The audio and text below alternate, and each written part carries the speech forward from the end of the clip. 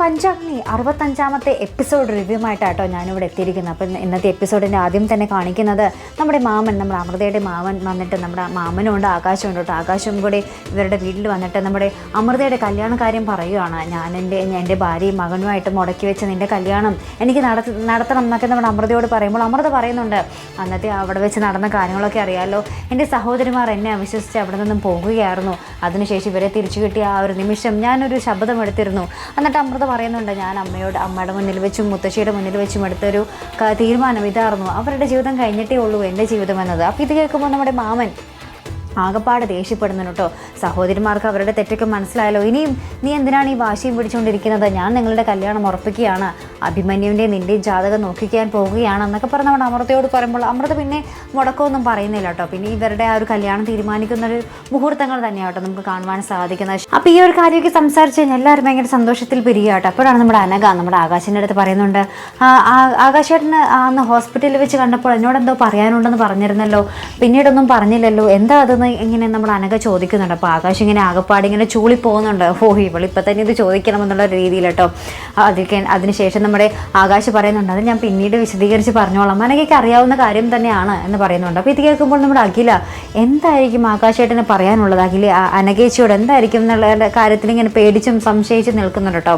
അതിനുശേഷം നമുക്ക് കാണുവാൻ സാധിക്കുന്നത് പതിവ് പോലെ നമ്മുടെ എന്താ പറയുക സുമേഷിൻ്റെ കല്യാണക്കാര്യം ആലോചിക്കുന്ന അപ്പുറത്ത് അമൃതയുടെ കല്യാണക്കാര്യം ഉറപ്പിച്ചെങ്കിൽ ഇപ്പുറത്ത് നമ്മുടെ സുമേഷിൻ്റെ കല്യാണക്കാര്യം കേട്ടോ. അംബികയും നമ്മുടെ യാമിനിയും കൂടി നമ്മുടെ ദിവ്യപ്രഭയുടെയും സുമേഷിൻ്റെയും കല്യാണക്കാര്യം ഉറപ്പിക്കുകയാണ്. അപ്പോൾ നമ്മുടെ യാമിന് പറയുന്നുണ്ട് കല്യാണശേഷം അപ്പം നമ്മുടെ അംബിക ചോദിക്കുന്നുണ്ട് കേട്ടോ, സ്ത്രീധനത്തിൻ്റെ കാര്യം ചോദിക്കുമ്പോൾ നമ്മുടെ യാമിനി പറയുന്നുണ്ട്, ഇവർക്ക് ജീവിതകാലം മുഴുവനും എത്രത്തോളം ജീവിക്കാൻ പറ്റും അത്രത്തോളം ജീവിക്കാൻ പറ്റിയ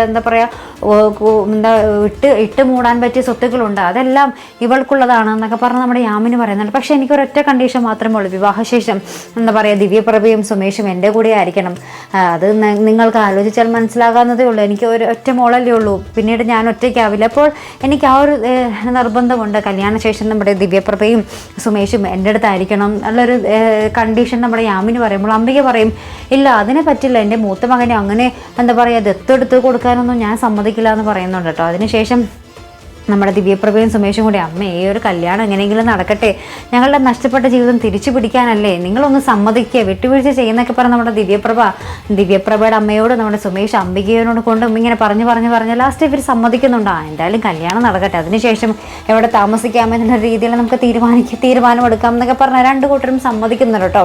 അതിനുശേഷം നമുക്ക് കാണുവാൻ സാധിക്കുന്നത് നമ്മുടെ ചന്ദ്രന് സ്കോച്ചൊക്കെ മുന്നിൽ വെച്ചു കൊടുത്തുകൊണ്ട് നമ്മുടെ കലാവധി ആ ഒരു ചന്ദ്രൻ്റെ രഹസ്യങ്ങൾ, ആരാണ് നമ്മുടെ കലാവധിയെ പറ്റി ഈ ഒരു കാര്യങ്ങളൊക്കെ പറഞ്ഞു കൊടുത്തത്, കഴിഞ്ഞ ദിവസം ചന്ദ്രൻ ആരെയാണ് കണ്ടത് എന്നൊക്കെ അറിയാൻ വേണ്ടിയുള്ള തത്രപ്പാടിലാണ് നമ്മുടെ കലാവധി. അപ്പോൾ സ്കോച്ചൊക്കെ മുന്നിൽ വെച്ച് കൊടുത്തിട്ട് നമ്മുടെ കലാവധി പറയുന്നുണ്ട്, ചന്ദ്രൻ ഇനി കുടിക്കാൻ തോന്നുകയാണെങ്കിൽ എന്നോട് പറഞ്ഞാൽ മതി, ഞാൻ ഇവിടെ വീട്ടിൽ മദ്യം എത്തിച്ച് തന്നോളാം എന്നൊക്കെ പറയുന്നുണ്ട്. അതിനുശേഷം നമ്മുടെ കലാവധി പറയുന്നുണ്ട്, കഴിഞ്ഞ ദിവസം ആരായിട്ടാ കൂട്ടുകൂടി ഇത് ചോദിക്കുമ്പോൾ നമ്മുടെ ചന്ദ്രൻ മനസ്സിൽ പറയുന്നുണ്ട്, എടി കലാവധി നിൻ്റെ ബുദ്ധിയൊക്കെ കയ്യിൽ വെച്ചാൽ മതി, ആരാണ് നിന്നെ പറ്റിയുള്ള രഹസ്യം എന്നോട് പറഞ്ഞതെന്ന് അറിയാനുള്ള ബുദ്ധിയല്ലേ എന്നൊക്കെ ഇങ്ങനെ ചന്ദ്രൻ ഉള്ളിൽ പറയുന്നു കേട്ടോ. അതിനുശേഷം നമ്മുടെ കലാവധി പറയുന്നുണ്ട്, എന്നെ പറ്റി ഇല്ലാത്ത കാര്യങ്ങൾ ആരാണ് ചന്ദ്രനോട് പറഞ്ഞത് എന്ന് ചോദിക്കുമ്പോൾ നമ്മുടെ ചന്ദ്രൻ പറയുന്നുണ്ട്, നിൻ്റെ ചേച്ചി തന്നെയാണ്, എൻ്റെ പ്രഭാവതി ചേച്ചി തന്നെയാണ് നിൻ്റെ കാര്യങ്ങളൊക്കെ എന്നോട് പറഞ്ഞത്, ഏത് വിശ്വസിക്കേണ്ട എന്നുള്ളൊരു ബുദ്ധിയൊക്കെ എനിക്ക് ഉണ്ടടി, ഇത്ര നാളും കൊച്ചുകൾ ഉണ്ടായില്ലല്ലോ, അപ്പോൾ പ്രഭാവതി ചേച്ചി പറഞ്ഞത് സത്യമല്ലേ, ഇനി ഒരിക്കലും പെറില്ല എന്നൊക്കെ പറഞ്ഞ് നമ്മുടെ ചന്ദ്രൻ നമ്മുടെ കലാവധിയോട് ചൂടായിട്ട് കയറി പോകുന്നുണ്ട്. അതിനുശേഷം നമ്മുടെ മഹേന്ദ്രനും കലാവധിയും കൂടെ പ്ലാനിങ് ആണ്, വേറെ ഒന്നുമല്ല, ഇപ്പോൾ കേസ് നടന്നുകൊണ്ടിരിക്കുകയാണ് നമ്മുടെ ചന്ദ്രൻ്റെയും കലാവധിയുടെയും പേരിൽ. അപ്പോൾ നമ്മുടെ കലാവധി എല്ലാ കുറ്റവും നമ്മുടെ ചന്ദ്രൻ്റെ തലയിലോട്ട് ഇട്ടിരിക്കുകയാട്ടോ. എന്നിട്ട് നമ്മുടെ കലാവധി പറയുന്നുണ്ട്, അങ്ങേരും മണ്ടൻ, അയാൾക്കറിയില്ല, അയാളാണ് ജയിലിൽ പോകാൻ പോകുന്നത്, നമ്മളൊക്കെ മാപ്പ് സാക്ഷികളാകുകയുള്ളൂ എന്നൊക്കെ പറഞ്ഞ് നമ്മുടെ കലാവധി മഹേന്ദ്രൻ്റെ അടുത്ത് പറയുന്നുണ്ട്. അപ്പോൾ ചന്ദ്രൻ എന്തായാലും ഉടനെ തന്നെ ജയിലിൽ പോകും എന്നുള്ളൊരു കാര്യത്തിന് തീരുമാനമാകുന്നുണ്ട്. അതിനുശേഷം അവസാനം കാണിക്കുന്നത് നമ്മുടെ അഖില ഇരുന്നിങ്ങനെ ആലോചിക്കുകയാണ്, നമ്മുടെ അനഘയും നമ്മുടെ ആകാശം തമ്മിലുള്ള ഒരു സംസാരവും അവരുടെ ഒരു നോട്ടവും.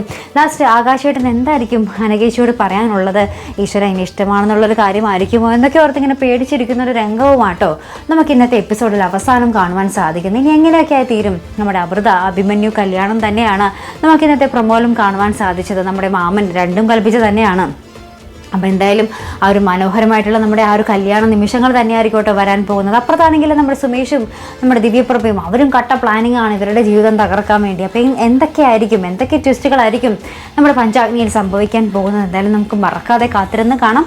അപ്പോൾ ഇതുപോലുള്ള പ്രൊമോ റിവ്യൂസിനും എപ്പിസോഡ് റിവ്യൂസിനും ഒക്കെ നിങ്ങൾ മറക്കാതെ ചാനൽ സബ്സ്ക്രൈബ് ചെയ്യുക. അടുത്തൊരു വീഡിയോ വരുന്നത് വരയ്ക്കും ഗുഡ് ബൈ.